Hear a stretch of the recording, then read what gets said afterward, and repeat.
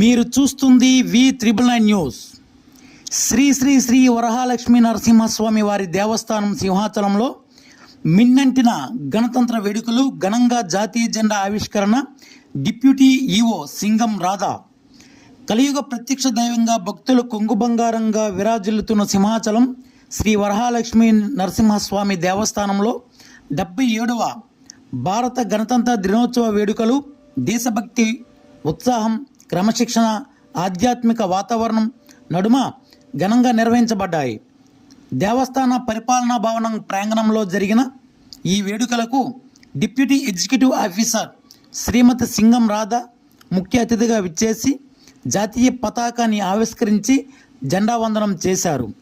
ఈ వేడుకలు స్వామివారి సంస్కృతోత్సవ పాఠశాల విద్యార్థులు, ఉపాధ్యాయులు విశేషంగా హాజరై కార్యక్రమానికి ప్రత్యేక శోభను చేకూర్చారు. విద్యార్థులకు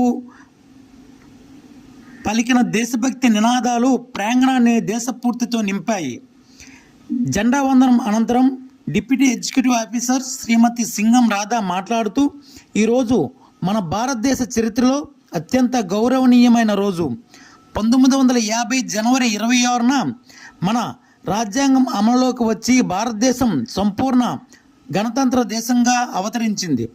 ప్రపంచంలోన అతిపెద్ద ప్రజాస్వామ్య దేశంగా భారత్ నిలవడానికి మన రాజ్యాంగమే పునాది.